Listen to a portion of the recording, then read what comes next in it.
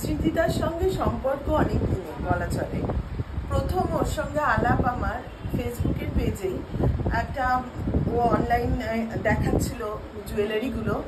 আমার মনে হয় যে ও খুব ক্রিয়েটিভ। তখন দেখে এটা লাগলো যে গয়না তো অনেকেই বানায়, অনেকেই বিক্রি করে, কিন্তু ওর মধ্যে যে ক্রিয়েটিভিটিটা আছে আমার ভীষণ সেটা মন কাড়লো।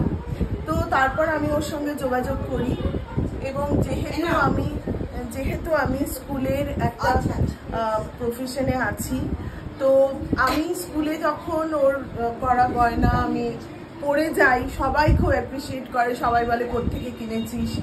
তো আমি বেসিক্যালি সৃজিতার স্ট্রাগলটা দেখেছি। সৃজিতা একটা খুব একটা স্বপ্ন দেখা চোখ ছিল। ও যখন এই জুয়েলারিটা শুরু করে, প্রায় তখন থেকে আমি আছি। সবসময় যে কিনেছি তা নয়, কিন্তু ওর প্রত্যেকটা যখনই ও লাইভে এসছে আমি ওর দেখার চেষ্টা করেছি, ওর ভার্সনটা শোনার চেষ্টা করেছি। প্রথম ও অনেক কষ্ট করে অনেক দূর থেকে এসে আমাকে জুয়েলারি দিয়ে যেত, কিন্তু আজ অক্ষয় তৃতীয়া ও নিজে একটা দোকান করেছে।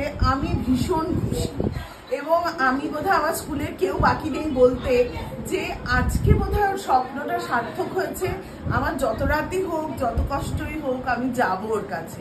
আমি চাই সৃজিতা আগামী দিনে আরো সুন্দর জুয়েলারি বানাক, ওর স্বপ্ন দেখার চোখ দুটো আরো সুন্দর উজ্জ্বল হয়ে উঠুক, আরো ক্রিয়েটিভ ওয়েতে নতুন গয়না ও আমাদেরকে উপহার দিক।